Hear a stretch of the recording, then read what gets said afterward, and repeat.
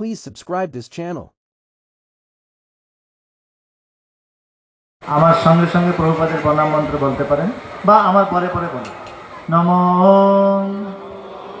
বিষ্ণুপাদায় কৃষ্ণপৃষ্ঠায় ভূতলে শ্রীমতে ভক্তিবেদান্ত স্বামী নীতি নামিনে নমস্তে সারস্বতী দেবে গৌরবাণী প্রচারিণে নির্বিশেষ শূন্যবাদী পাশ্চাত্য দেশতারিণে জয় শ্রীকৃষ্ণ চৈতন্য প্রভু নিত্যানন্দ শ্রী অদ্বৈত গদাধর শিবাসাদি গৌরভক্তবৃন্দ।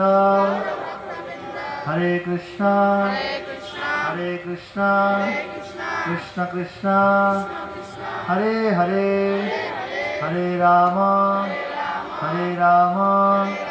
রাম রাম হরে হরে।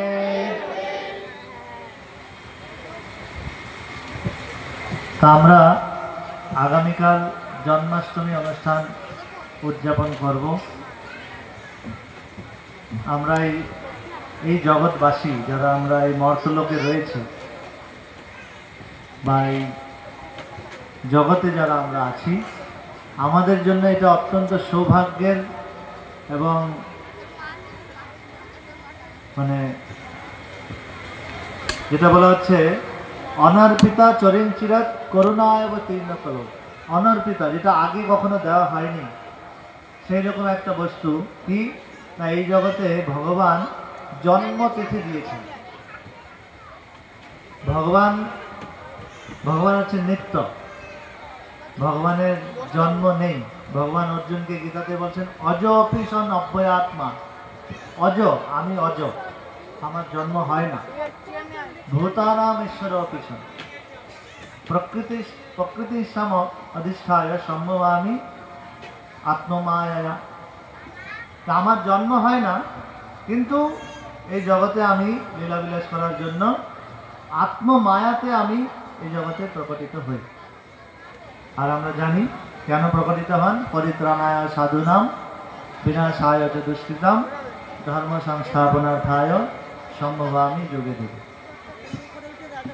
তো ভগবান, যারা ভগবদ্গীতা পড়েছেন, আমাদের পাঠচক্র বা গীতা সম্বন্ধে যাদের জ্ঞান আছে, ভগবান তার জগতে থাকেন। ওই জগতে উনি নিত্য, ওনার ওখানে জন্ম নেই, উনি নিত্য রয়েছেন সমস্ত ভক্তদের সঙ্গে, নিত্য উনি বিরাজ করেন। এই জগতে যারা আমরা আছি, আমাদের জন্যই এই জন্মতিথি ভগবান প্রদান করেছে। তো ভগবান বলা হচ্ছে ভগবানের অনেক রূপ, অদ্বৈতম অচ্যুতম অনাদি অনন্ত রূপম, অনেক রূপ। আদ্যম পুরাণ পুরুষম নবযৌবনঞ্চ। ভগবান হচ্ছে সবচেয়ে পুরাণ পুরুষ, সবচেয়ে প্রাচীন পুরুষ, সবচেয়ে বৃদ্ধ ব্যক্তি যদি বলা হয়। কিন্তু বৃদ্ধ ব্যক্তির কি হবে? দাড়ি বেঁকে যাবে, দাড়ি হবে, চুল পড়ে যাবে, চোখে কম দেখবে, বৃদ্ধ যেরকম বৃদ্ধ বয়সে যা হয়। কিন্তু ভগবানের সেরকম হয় না। ভগবান কি পুরাণ পুরুষম নবযৌবনঞ্চ, উনি হচ্ছেন নবযৌবন সম্পন্ন। বেদেশু দুর্লভম অদুর্লভম আত্মভক্ত, যা বেদে দুর্লভ, ভগবানের উপাসনা করা অত্যন্ত দুর্লভ। অনেক ভাগ্যবান জীব যারা কৃষ্ণের শরণাপন্ন হয়। বহুনাম জন্মনাবন্তে জ্ঞানবান মাং প্রপদ্যতে বাসুদেব সর্বমিতি স্বমহাত্মা সুদুর্লভ। বহু বহু জন্মের পরে কেউ একজন জানতে পারে যে হ্যাঁ, কৃষ্ণ হচ্ছে সবকিছুর উৎস বা সবকিছুর মালিক, উনি হচ্ছেন পরম পুরুষ ভগবান।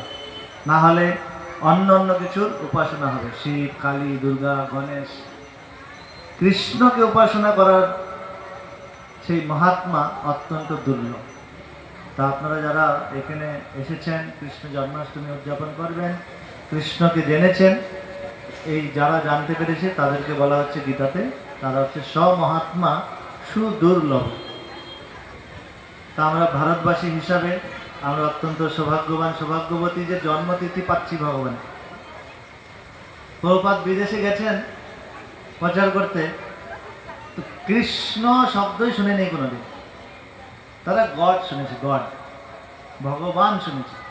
ভগবানের যে নাম আছে, যেমন পুরুষ, পুরুষ বা ছেলে, ছেলেটার একটা নাম থাকার কথা, নাম আছে, কিন্তু জগতে সবাই জানে ভগবান। তো ভগবানটা হচ্ছে ওই ব্যাকরণে আছে না, বিশেষ্য, বিশেষণ, সর্বনাম আছে না, এগুলো অব্যয় আর কি, হ্যাঁ, ক্রিয়া, ক্রিয়া। আচ্ছা, তো একটা হচ্ছে তিনি, তিনি বলা হচ্ছে, আরেকটা হচ্ছে নাম, সেই ব্যক্তির নাম, মিস্টার যদু। তো মিস্টার যদু আবার বলা হচ্ছে তিনি। তিনি বলাটা তাকে বলা হচ্ছে ভগবান, ভগবান হচ্ছে তিনি, আর কৃষ্ণ হচ্ছে তার নাম। এইরকম তো জগতে বা বিদেশে কৃষ্ণ নামটাই কেউ যা শুনেনি। তো প্রভুপাদ 1966 সালে যখন আমেরিকায় গেলেন, 65 সালে গেলেন, 66-তে ইস্কন প্রতিষ্ঠা করলেন, তখন উনি সংস্থার নামকরণ করেছেন international society for Krishna consciousness.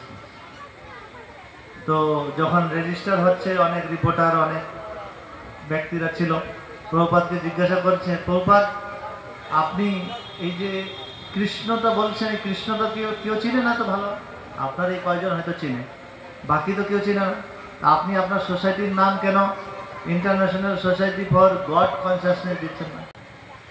Prabhupada বলছেন, ভগবান সম্বন্ধে ধারণা অনেকের অনেক রকম, কেউ বলবে এই ভগবান, কেউ ওই ভগবান। যারা আমরা পাঠচক্র ক্লাসে যোগদান করেছি তারা আমরা জানি এই বিষয় নিয়ে পড়ানো হয়। কিন্তু কৃষ্ণ হচ্ছে পরম পুরুষোত্তম ভগবান, কৃষ্ণ হচ্ছে ভগবান। এবং ভগবান যদি বলা হয় তাহলে অনেকে অন্য কিছুতে চলে যেতে পারে, তো কৃষ্ণ বলা হলে তিনি হচ্ছেন পরম পুরুষোত্তম ভগবান। সেই জন্য কৃষ্ণ কনসাসনেস, কৃষ্ণ ভাবনামিত সঙ্গ। সেই জন্য আমাদেরকে প্রভুপাদ শুরু থেকেই গোড়ায় জল ঢালতে শিখিয়েছে, গোড়ায় জল ঢালতে। তো ইস্কনের নাম শুরু থেকেই কৃষ্ণ ভাবনামিত। এখানে আর ঘুরিয়ে পেঁচিয়ে ভগবান ভাবনামিত, এই পূজা করো ওই পূজা করো না, সোজাসুজি বলা হচ্ছে উদরে খাদ্য দিলে যেরকম সমস্ত শরীরে পুষ্টি হয়, গাছের গোড়ায় জল দিলে যেরকম সমস্ত গাছে পুষ্টি পেয়ে যায়, সেই রকম কৃষ্ণ ভাবনায় হলে সমস্ত কিছু হয়ে যায়। যস্মিন তুষ্টে জগৎ তুষ্ট, কাকে তুষ্ট করলে জগৎ তুষ্ট হয়, সে হচ্ছে কৃষ্ণ। অনাদির আদি গোবিন্দ সর্বকারণ কারণ। তো সেই ভগবান আগামীকাল অষ্টমী তিথিতে উনি আবির্ভূত হয়েছেন। তো আগামীকালকে আমরা জন্মলীলা আরও বাকি অনেক কিছু লীলা শুনব। তো আগামীকালকে আমরা কিভাবে ভগবানের জন্মতিথি উদযাপন করব তা একটু সংক্ষেপে আমরা বলি। আজকে এখন আমরা অধিবাস অনুষ্ঠান করব, যে কালই হবে মহোৎসব বিলাস, নানা দ্রব্য আয়োজন করি করে নিমন্ত্রণ। তা আমরা নানা দ্রব্য আয়োজন করেছি মোটামুটি। তো অনেক কিছু উপাদান আছে, আমি বলছি কী কী উপাদান থাকবে। আর এই সমস্ত আয়োজন করে এই যে প্যান্ডেল হয়েছে, বিভিন্ন বসার ব্যবস্থা, সব কিছু প্রসাদের ব্যবস্থা, সব কিছু আয়োজন করে কালকে মহোৎসব আয়োজন হবে। তো সাধারণত যারা লোকাল, যারা মানে স্থানীয়, তারা হচ্ছে, তাদেরকে ইংরেজিতে বলে হোস্ট। হোস্ট মানে বাংলায় মানে যারা অতিথিকে আপ্যায়ন করে, হোস্টকে বাংলায় কী বলা হয়? আয়োজক, আয়োজক, আয়োজক। তো যারা স্থানীয় তারা হচ্ছে আয়োজক, আর আশেপাশের যত লোক আসবে তারা হচ্ছে অতিথি, গেস্ট। তো অনেক ভক্ত আসবে কালকে। তা আমরা সবাইকে আমরা এখানে আদর করে সাদর অভ্যর্থনা জানাবো। অনেকে আসবে, তারা এখানে নৃত্য কীর্তন করবে, পাঠ শুনবে। আমাদের ওখানে স্টল আছে, স্টল থেকে বিভিন্ন কিছু মালা, বই টই সংগ্রহ করতে পারবে, ফটো টটো সংগ্রহ করবে। তো এইভাবে কালকে আমরা উদযাপন করব। তো মূল যেটা ভাবনা যে আগামীকাল ভগবান আপনার জন্মতিথি, আমি আপনার জন্য কী বা করতে পারি। আমাকে আপনি কৃপা করে মনুষ্য জীবন দিয়েছেন, আর এই মনুষ্য জীবনটা হচ্ছে দুর্লভ দুর্লভ মনুষ্য জন্ম আমি পেয়েছি। তাই এই জীবনটা যেন আপনার কিছু কিঞ্চিত পরিমাণ সেবা করে আমি জীবনটাকে সার্থক করতে পারি। আপনার নাম কীর্তন করে, আপনার নাম কীর্তন শ্রবণ করে আমি আমার জীবনকে যেন সার্থক করতে পারি। এই ভাবনাতে কালকে আমরা সারা দিন কৃষ্ণ ভাবনায় থাকবো। অন্যদিন কি হয়, বিভিন্ন সংসারের কাজকর্ম, রান্না বান্না অনেক কিছু থাকে, কিন্তু কালকে যেহেতু ভগবানের জন্মদিন, আর জন্মদিনে সাধারণত যেই ব্যক্তির জন্মদিন হয় তিনি একটু উদার থাকেন, উদার, একটু ভালোবাসা সবার সঙ্গে বেশি থাকে, সবাইকে আসুন বসুন, তো অনেকে প্রীতি বিনিময়ে গিফট দিলে গিফট। তো কালকে ভগবানের জন্মতিথি, এই অখিল বিশ্ব ব্রহ্মাণ্ডের যিনি মালিক, যার থেকে সমস্ত কিছু সৃষ্টি হয়েছে, যার বলা হচ্ছে যস্যৈক কাল নিঃশ্বাসিত মথাবলম্ব, যার এক নিঃশ্বাসে অনন্ত কোটি মানে কাল নির্গত হচ্ছে, ব্রহ্মাণ্ড নির্গত হচ্ছে, আবার শ্বাস নিচ্ছে, সব কিছু ঢুকে যাচ্ছে। সেই যে পরম পুরুষোত্তম ভগবান বিষ্ণুরূপে উনি সৃষ্টি করছেন, তার কালকে আবির্ভাব তিথি কৃষ্ণ গোবিন্দ মাদি পুরুষম তমহম ভজান। তো তার যেহেতু আবির্ভাব তিথি, তো তার কিছু কৃপা আমরা যেন লাভ করতে পারি, তো সেই জন্য কালকে আমরা শাস্ত্রে বর্ণনা রয়েছে যে অন্য কিছু কাজকর্ম ছেড়ে, বিশেষ করে সাংসারিক কাজ থাকবে, এরকম না যে করা যাবে না, করতে হবে, কিন্তু ওইখানে বেশি না সময় অতিবাহিত করে একটু ভগবানের নাম জপ করা, কীর্তন করা, শোনা, ভগবানের কথা শ্রবণ করা। অন্যদিন অন্য কিছু শুনছি, অন্য অনেক কিছু কার্য করছি, তো আগামীকাল সারাটা দিন যেন আমরা কৃষ্ণ ভাবনায় থাকতে পারি। বলা হচ্ছে গীতাতে সততম কীর্তনন্তমাম যতন্তস্য দৃঢ়ব্রতা, সবসময় কীর্তন করার কথা বলা হয়েছে। আমরা অন্য অন্য দিন এত সুযোগ পাই না, তো কালকের দিনে সেই সুযোগ আছে, সুযোগ দেওয়ার জন্য এত আয়োজন হয়েছে। তা আপনারা সবাই কালকে এখানে সকালে আসবেন, আমরা সকলে মিলে এখানে ভগবানের মঙ্গল আরতি করি। আমি রথযাত্রাতে বিভিন্ন জায়গায় ঘুরছিলাম, আমাদের তো এটা প্যান্ডেল মানে কি বলবো, এটা 3 ভাগের 1 ভাগ ধরুন, আরও 3 গুণ বড় বড় প্যান্ডেলে এই যে আপনারা এখন যত ভক্ত আছেন, এর থেকে বেশি ভক্ত মঙ্গল আরতিতে যোগদান করছেন। আমি হাওড়ার কালকে এক জায়গা থেকে আসলাম, ওই এলাকাতে রথযাত্রাতে আপনারা এখন যাই ভক্ত আছেন তার থেকে আরও বেশি ভক্ত মঙ্গল আরতি 4:30টার সময় এই গ্রামের থেকে সব লোক চলে আসবে, ভোরবেলা 4:30টার সময়। ওখানে মন্দির মাত্র যা শুরু হয়েছে, আশেপাশের লোক এত উৎসাহী তারা সকালবেলা চলে আসবে। তো এরকম আগামীকাল আমরা এখানে ভগবানের মঙ্গল আরতি করবো, তো 4:30টায় করবো না, 5টার সময় করবো। 5টার সময় এখানে ভগবানের মঙ্গল বেশ, মঙ্গল আরতি আমাদের মায়াপুরে যেরকম হয়, যারা আমরা পাঠচক্র সম্মেলনে যান তারা তো অংশগ্রহণ করেছেন। মঙ্গল আরতি করে আমরা এখানে বসে কিছু সময় হরিনাম জপ করি। কালকে সকালবেলা তুলসী আরতি হবে, তুলসীতে জল দান হবে, তুলসী পরিক্রমা হবে। কালকের দিনে সাধারণত গঙ্গা স্নান এগুলো হয়, কিন্তু এখান থেকে তো গঙ্গা স্নান অনেক দূরে, তো আমরা তুলসী পরিক্রমা, হরিনাম জপ এই সমস্ত করব। তারপরে ভগবানের কালকে শৃঙ্গার হবে, আবার সকালবেলা ভগবানকে সকালবেলা বেশ হবে মঙ্গল বেশ, এখন ভগবানকে শয়ন দেওয়া হবে রাত্রিতে, আবার সকালবেলা মঙ্গল বেশে দর্শন করব। সিম্পল হালকা কিছু পোশাক মালা থাকবে, এবং তারপরে ভগবানের 16 উপাচারে উপাসনা হবে, তারপরে ভগবানের রাজবেশ দর্শন হবে, তারপরে প্রভুপাদের পূজা করব। আমরা সবাই প্রভুপাদকে পুষ্পাঞ্জলি করব যে হে প্রভুপাদ, আপনার কৃপায় এই উৎসব আমরা করতে পারছি বা ভগবানের সেবা করার সুযোগ পেয়েছি এখানে। তো এই প্রভুপাদের পুষ্পাঞ্জলি করে আমাদের দিনের বেলা কালকে হবে আর্ট কম্পিটিশন। আর্ট কম্পিটিশন হবে 11টা, 11:30, 11টা, হ্যাঁ 11টার থেকে আমাদের এখানে আর্ট কম্পিটিশন হবে। সমস্ত বাচ্চা 8 পর্যন্ত, 0 ক্লাস থেকে 5 পর্যন্ত, আর 6, 7, 8 5 পর্যন্ত একটা ব্যাচ, একটা গ্রুপ, আর 6, 7, 8-এর একটা গ্রুপ। তাদেরকে আর্ট প্রতিযোগিতা এখানে হবে। যারাই আসবে সবাইয়ের জন্য ছোট্ট উপহার আছে। আর যারা ফার্স্ট, সেকেন্ড, থার্ড হবে তাদের জন্য মূল গিফট আমরা সন্ধ্যার সময়, এই সময় সন্ধ্যা আরতির পরে দেব। তো আর্ট কম্পিটিশন হয়ে যাবে।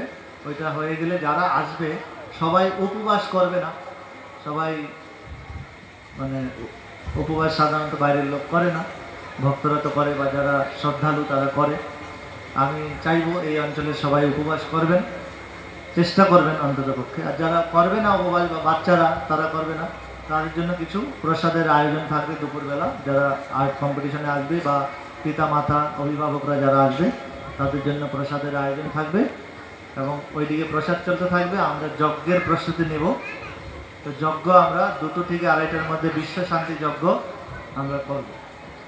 বিশ্ব শান্তি যজ্ঞের পরে মায়াপুর থেকে কিছু বিদেশি ভক্ত গতবারও এসেছিলেন, এবারও আসবেন। তো ওদেরকে নিয়ে আমরা বিশ্ব শান্তি যজ্ঞ করব, আপনারাও করতে পারবেন। তা আমাদের মিটিং হয়েছিল, আপনারা জানেন না, এখানে কাগজ ও লিফলেট বিলি করার কথা। তো যজমান হওয়া যাবে, যজ্ঞে আহুতি যারা দেবে তো তাদের যজমান হওয়ার সুযোগ আছে। আমরা নির্ধারণ করেছিলাম,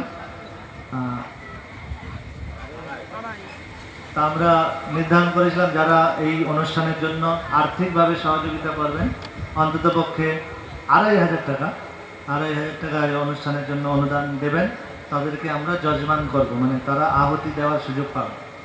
তো এই সুযোগ আপনি নিতে পারেন। আর এটা গতবারও হয়েছিল, গতবার সেইভাবে ঘোষিত হয়নি।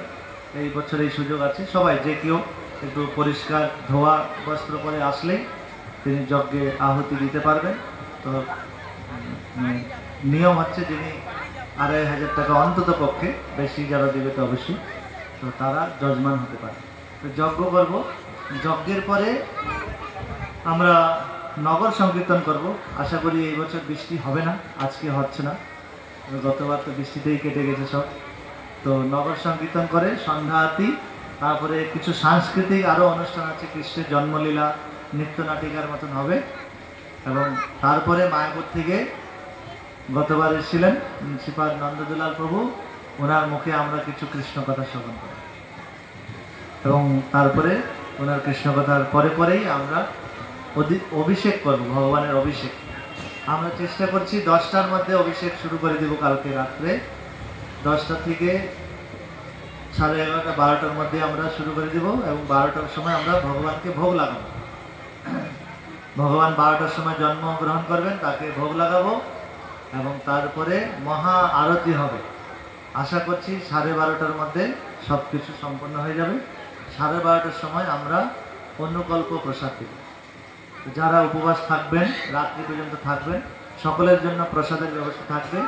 অনুকল্প, ওইটাকে ফিস্ট বলে, মানে ফিস্ট ভোজ, অনুকল্প ভোজ হবে বিভিন্ন রকম। তো গতবার আমরা কিছু অভিজ্ঞতা লাভ করেছি রাত্রি হওয়াতে কি অসুবিধা হয়েছিল। এই বছর আমরা সতর্ক থাকব, সেইভাবে প্ল্যানিং হয়েছে, বাকি কৃষ্ণের ইচ্ছা। তো এখন আমরা অধিবাস করব। তো কালকে যে অধিবাস হবে তার জন্য আজকে মানসিক প্রস্তুতি। তো ভগবানকে অধিবাসের জন্য কিছু উপকরণ দিয়ে ভগবানকে স্বাগত করা হয় বা ভগবানকে নিবেদন করা হয়। তো 27টা উপকরণ আছে, 27টা। আমি জাস্ট নামগুলো বলছি, তা আপনারা তো সব দেখতে পাবেন না, কিন্তু 27টা উপকরণ ভগবানকে নিবেদন করা হবে। এবং তারপরে সেটা আপনাদের উদ্দেশ্যেও দেখানো হবে প্রসাদ। তো কী আছে আমি জাস্ট বলছি, তারপরে আমরা কীর্তন করবো অধিবাসে। এবং সকলের জন্য প্রসাদের ব্যবস্থা আছে।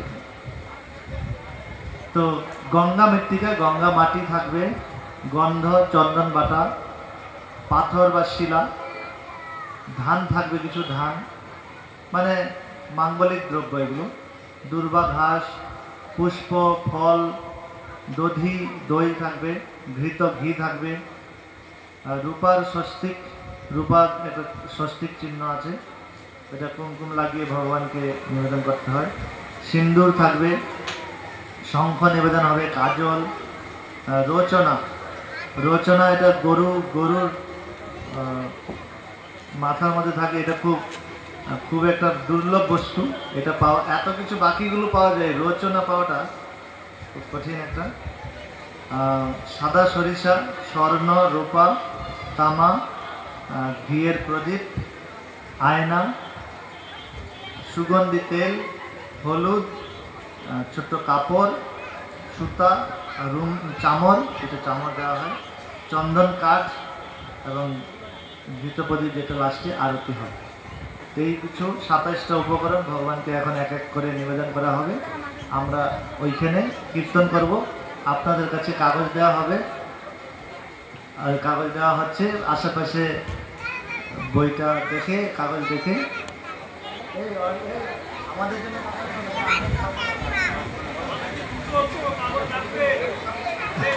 তো আপনারা দেখে দেখে চেষ্টা করবেন আমাদের সঙ্গে গাইতে। আমরা এত গায়ক টায়ক নই, মায়াপুরে স্পেশাল গান হয় এটা, তো আপনারা শুনেছেন অনেকে। তো কালকে সেই উৎসবের জন্য আমরা এখন মানসিকভাবে যে নানা দ্রব্য আয়োজন হয়েছে, তো সেটা একটা গান হবে, গান শুনবেন। তারপরে শেষে একটা বার্থডে অনুষ্ঠান হবে, বার্থডে কেক কাটা হবে এবং সকলের জন্য প্রসাদ থাকবে।